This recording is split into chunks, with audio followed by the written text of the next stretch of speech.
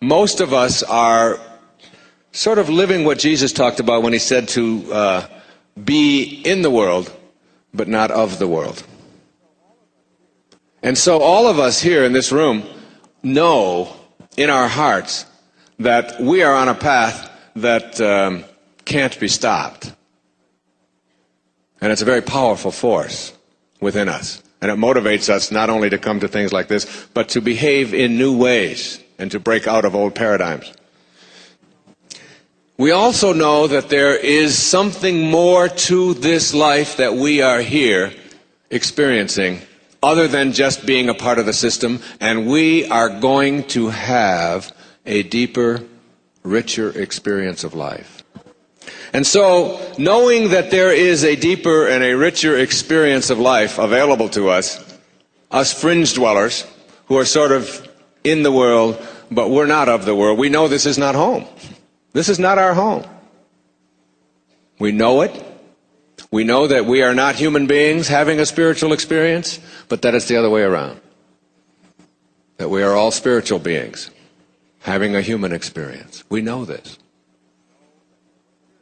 And my experience with the teachers that I have had and with my own meditative practices and with my own reading is that we sign up for all of this and that there are no accidents. That God's plan works and yours doesn't, by and large. And if you want yours to work, make it the same as God's and understand that. And that when you are in nowhere, you make a decision to come here. And you pick who you're coming here with. And so if you don't like who you got, you ought to be wondering why you picked them. And when you left nowhere, and we all leave nowhere, N-O-W-H-E-R-E, and we get to now here, N-O-W-H-E-R-E, and it's all the same. It's just a question of spacing. So we go from nowhere to now here. And guess where you're headed? Back to nowhere. And you know that. Because you have been watching the journey, haven't you? Because whoever you are has been in a whole lot of bodies already. In fact, even how you got here from nowhere to now here is exactly the same for all of us. Like it or not, you all started out the same. You went on a picnic with your father, you came home with your mother. That's the way it gets. Okay? I don't care if you're a nun, I don't care if you're the Pope, I don't care who you are. There was a picnic. And now you show up in now here, and you show up in a room. And the room is this reality that you are experiencing, and we call it daily awareness. And you show up in this house, this beautiful house, in this little room called daily awareness. And the only way you can get into the house is through your birth. And you squeeze into this room, okay? And you spend your time here, whatever time that you have signed up for. Some of us for 10 weeks, some of us for 10 years, some of us for 100 years. And it's all in divine order. Even though we milk this melodrama of death to death. Somehow believing that it shouldn't be happening, and isn't it awful, and and we don't even believe in it anymore, and that's the ego. The ego's greatest disappointment and embarrassment is death. All right? And it does everything that it possibly can to avoid the embarrassment of dying. It will even stick tubes in you and feed you through funny little things, all of, whatever. And God's saying, why don't you come home now? And say, well, they won't get these damn tubes out of me, and they got this. And so we milk this and milk this and milk this and don't understand that it's in divine order. It's all in divine order. And then you leave the room at your death, and the door snaps shut. And you live your life here in this room called daily awareness. And I would like to suggest to you that all the rest of the house is something called higher awareness. And very few people know how to get out of this room of daily awareness. They don't get out of it because they are looking around and looking around for the door. And they spend their life trying to find the door out, and they're pushing and they're pushing and they're pushing. And then one day they have this stunning realization. And the realization is that the door to the other room opens inward. Inward. It doesn't open out. You can't push it out. You got to step back and let it in. You can't read about it. You can't have somebody else tell you about it. It's like the difference between knowing about God and knowing God. A lot of us know about God from what we've had handed to us through the various paradigms that we have bought into in our lives. Very few of us know God directly, have a direct knowing of the experience of saying, I now know. Like it says in A Course in Miracles, if you knew, it doesn't say if you believed, it says if you knew who walked beside you at all times on this path that you have chosen, you could never experience fear again. And when my teacher said, go out into the night, go knowing that you're not alone. I had a hair on the pillow the other morning. I held it up to my wife. I said, honey, what held it in yesterday? Something did. It's invisible. In our culture, particularly in the West, we have a tendency to believe that this is who we are. And we decorate our form, and we perfume it, and we insure it, and we build a house around it, and we mortgage that, and we watch it, and we look in the mirror, and we say, oh my God, look at what's happening to it, and there's another wrinkle that wasn't there before, and how did that get there? And it's completely out of your control. It's all handled for you. There's such a beautiful lesson to learn, such a beautiful spiritual lesson to learn. If you look at a vase and watch a sculptor make a vase, the sculptor shapes his clay and finishes it up. And what is it that makes it a vase? You think it's the material? You think it's the pottery? You think it's the clay? No. It's the empty, silent space inside that the clay surrounds that allows it to be a vase. Otherwise, it's just some pottery. What makes this a room? What makes your house a house? Think about it. It's not the walls. It's not the material that has been put all around us that you live in. It's the space, the empty, silent space inside that makes a house a house. It's the space between the bars that holds the tiger, as they say in Zen. And it's the silence between the notes that makes the music. It's not the note. That's the note. What makes the music is the silence between the notes. And so it is with you.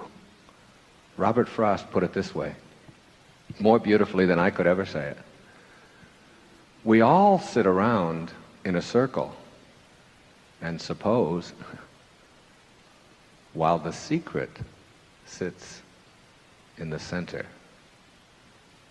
and knows. And knows.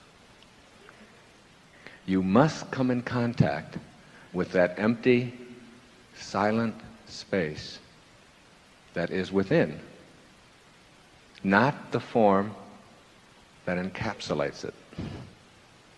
So difficult for us in a world of bottom line, left-brained, analytical, get to the point mentality that we find ourselves in. But all you have to do is look around. Look and understand that whatever the intelligence is that is in back of or suffusing all form in the universe, that allows it to be that empty, silent space that some call God, some call spirit, some call soul, some call Muhammad, some call Buddha, the label doesn't matter. And I am not up here on this stage to proselytize for any particular religious point of view at all. It is not my purpose. It has nothing to do with what I'm here. It is to get you to understand the power of that invisible, silent, empty space that we all know as thought. They weigh your body. And let's say it weighs, let's pick a good number, 150 pounds, all right? And then life leaves your body. And they weigh your body instantly after you're dead. And it still weighs 150 pounds. So that your body weighs the same, alive or dead, before it begins to deteriorate. And if that's the case, then your life, this thing that leaves your body and your body still weighs the same, is weightless. Your life is weightless. You can't put a dimension on it. You can't put a measure on it. Who you are is that life. And that life is not in the dimension of material. Step 1. Identify your intention verbally and in writing, and develop a deep yearning for it. When you create a great longing for the experience of a peaceful family, everything will begin to happen to fulfill this yearning spontaneously and naturally. Rather than praying to a saint or God for a miracle, pray for the miracle of the inner awakening, which will never leave you. Step 2. Intend for all of your relatives what you intend for yourself. When anyone criticizes, judges, acts angry, expresses hatred, or finds fault with you, they're not at peace with themselves. Want this peace for them even more than you desire it for yourself. Let me say that again. Want this peace for them even more than you desire it for yourself. This doesn't require words or actions on your part. Simply picture the people in your family with whom you're not at peace and feel the peace you crave for them. Your inner speech will change, and you'll begin to experience the peaceful authenticity of both your beings. Step 3. Be the peace you're seeking from others. If peace is missing in your relationships with your family, it means that you have a place within you that's occupied by non-peace. Say a friendly hello to the non-peace and then let it go. You're sending a peaceful feeling to the non-peace feeling. The lower energies you're experiencing will be strengthened by your peaceful hi or hello and eventually vanish as the divine grows within you. The way to this peace is through any form of quiet and meditation that works for you. Even if it's only a 2-minute respite during which time you're silent, concentrate on the name of the divine or repeat the sound of ah as an inner mantra. Step 4. Match up with the 7 faces of intention. If you've forgotten what the universal mind of intention looks like, it's creative, kind, loving, beautiful, always expanding, endlessly abundant, and receptive to all of life. This kind of spiritual energy will be transformative, not only for you, but also for your relatives. Your intention to be in peaceful relationships is now taking form, first in your mind, then in your heart, and ultimately, it will materialize. Step 5. Review all of the obstacles that have been erected on your path to familial peace. Listen to any inner dialogue that focuses on your resentment of others' expectations for you. Remind yourself that when you think about what you resent, you act upon what you think about, while simultaneously attracting more of it to yourself. Examine your energy field for your tendency to react to lower energies with more of the same, and give your ego a reminder that you'll no longer opt to be offended or need to be right in these relationships. Step 6. Act as if. Begin the process of acting as if what you intend to manifest is already true. See everyone in your family in the love and light that is their true identity. When someone asked Baba Muktananda, a great saint in India, "Baba, what do you see when you look at me?" Baba said, "I see the light in you." And the person responded, How can that be, Baba? I am an angry person. I am terrible. You must see all of that. Baba said, no, I see the light. This story is told by Guru Mai in a wonderful book called Kindle My Heart. So see the light in those others and treat them as if that's all you see. Step 7, detach from the outcome. As long as you remain connected to intention and radiate outward the high energy, you've achieved your peace. It's not your place or your purpose to make everyone else in your family think, feel, and believe as you do. The likelihood is great that you'll see dramatic changes in your relatives as you teach them with your own persona how you intend to be treated. But if they don't change, and if they continue their non-peaceful ways, let go of your need to see them transformed. By letting go, you guarantee your own peace, and you dramatically increase the odds of helping others to do the same. Step 8, affirm, I attract only peace into my life. Say it over and over again. I attract only peace into my life. I say this silently to myself as an absolute truth with unbending intent on my part, and it works for me almost all the time. People respond to me with smiles, acknowledgments, friendly gestures, and kind greetings all day long. I also remind myself of the cogent observation from A Course in Miracles when I feel other than peaceful in any given moment with my family. They say in A Course in Miracles, I can choose peace rather than this. Step 9. Hold no grudges and practice forgiveness. The key to having peace in all of your family relationships is forgiveness. All of your relatives are simply doing what they've been taught to do over a lifetime, and the lifetimes of many of their ancestors. Shower them with understanding and forgiveness from your heart. And finally, step 10, as always, be in a state of gratitude. Rather than being in a state of non-peace concerning any family members, say a prayer of gratitude for their presence in your life and all that they have come to teach you. These are the 10 steps that you can practice each day as you work toward the absolute knowing that this intention will manifest for you. Remind yourself on a daily basis that you can never remedy a bad relationship by condemning it. These are principles that I don't think have to be that complicated. Principles that are characteristic of those who take the road less traveled, who are on the uncrowded mile. And here they are. If you can live them and practice them and work on them or help others to do so, perhaps we can collectively begin to counterbalance some of the negativity of those who can't make the distinction between falsehood and truth. Have a mind that is open to everything, attached nowhere. Go through life with an idea that anything is possible. Don't die with your music still in you. Listen to the voices you hear, regardless of what others may say. Remember, you can never give away what you don't have, so if you're looking for love, don't look in all the wrong places.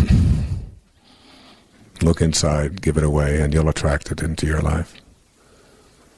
Embrace silence.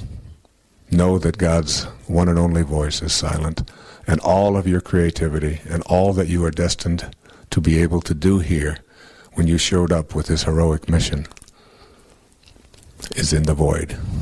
It's in the silence, and it will come out of that silence. Give up your personal history.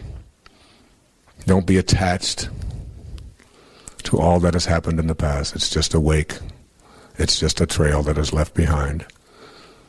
And the wake can never drive the boat.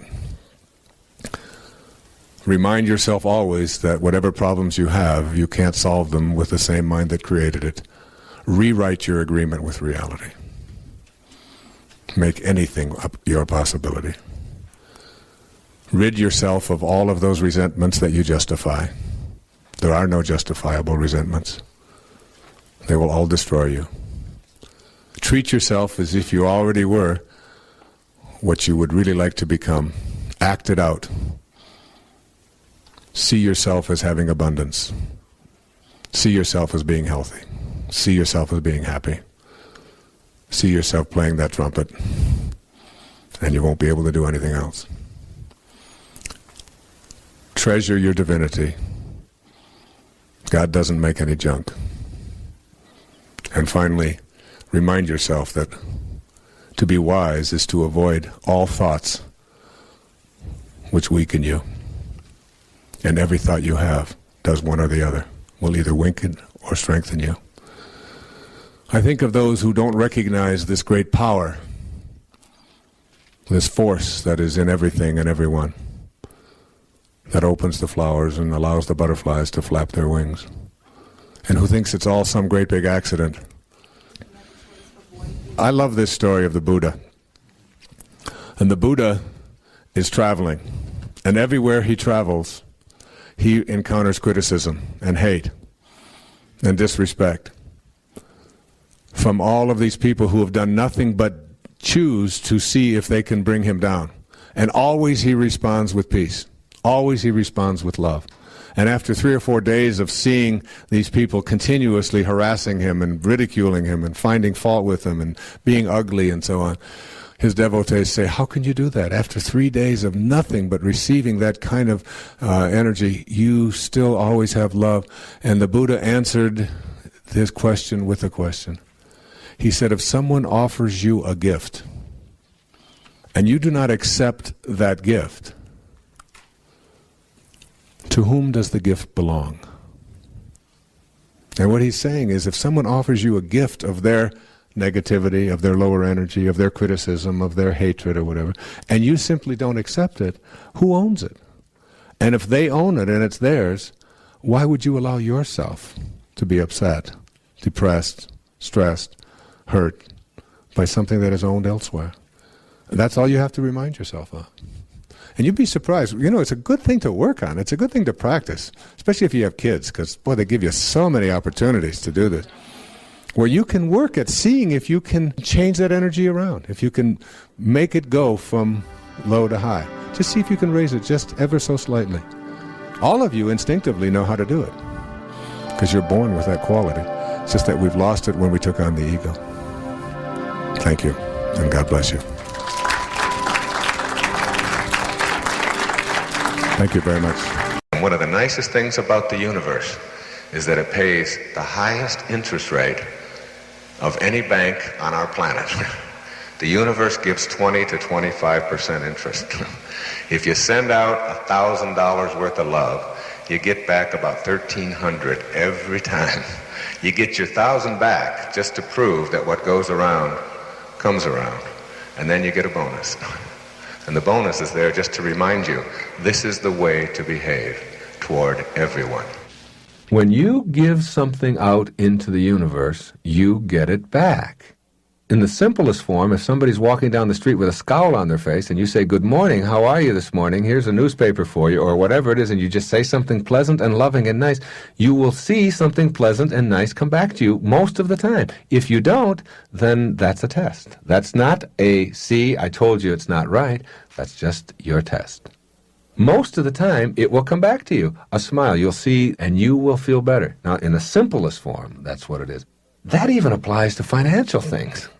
I remember a few years ago, my secretary was just all concerned about her income taxes, and she owed $500 more on her taxes, and it was the 14th of April. And she didn't know what she was going to do, and she didn't want to have to take out a loan and all of this. And I said, look, you've done so many great things for me this year. Here's $500. I'll just pay those taxes. I don't have any problem with it. I'll pay it. It won't affect me one way or the other. It wasn't really any great big gesture or magnanimous thing for me to do. It was just what seemed to be the right thing to do. The next day in the mail comes a check for $570 from Greece for an article that I had written for Family Circle magazine like 5 years before. It had been held up in some transaction in Greece, and there it was. The $500 back plus $70 as a bonus. That principle applies all the time for me in my life, I have found. And I didn't know that 10 years ago. I didn't know that if you give it away, it's like it's that circuitous nature of how each cell works. Remember the electrons that are circling around? They all just keep coming back. Everything just keeps coming back. And it works. And we are, when you think of an endless universe, we're still just tiny little cells. The same principle is working. But getting people who have been conditioned to believe that it's the bottom line and it's profits, and if I don't see it, then I don't believe it. And so in this technological, externally oriented, fast-paced kind of hectic society that we have created, we tend to forget some basic human principles. I tell people over and over again, your opinions are trivial. the opinions that you have about all the things and all the most profound problems in the world are essentially trivial, and they make almost no difference what your opinion is. It's your commitment to it that really makes all the difference in the world. You take the most profound problem in the world and understand that you're trivializing it by having an opinion about it. And you take the tiniest, most insignificant problem in the world, and if you have a commitment to doing something about it, that's the most profound thing you can do. We just talked briefly about something else that I think is very important, and that is the importance of modeling or being an example. The highest place you can get to is be the person who whatever it is that comes out of your mouth is what is. And that's the purest form of sanity there is. That's the highest place you can get to, where whatever you say is what you follow through on. And that precludes maybe exaggerating for making a point or something like that. When you let something come out of your mouth or when you behave in a certain way, that it is consistent always with the beliefs that you have. You're going to exaggerate something that doesn't need to be exaggerated. And you stop yourself. This is the place I'm at now in my life, where I'm trying to do this more and more, working at this, where I might have just exaggerated by a number or something. 2 million books were sold last week instead of 150,000 or whatever it is. And stop yourself. Like the need to distort your reality. Where does that come from? Why do you need to do that? No one cares. It doesn't make any difference. So that when you're doing that, usually if you're lying in any way, you know when you're doing it that it's a distortion. And after a while, if you distort enough, it becomes a habit. And correcting that habit and really going to work on that, whether you call it integrity or whether you call it the ability to live by example, and being a model, like with your children, it's so important to live what it is that you say rather than to be something different for them or try to pretend that you're something different than you are. I don't just get up in front of an audience, or I don't just sit down and write about something that's nice for you, but I don't have to do that. I am it.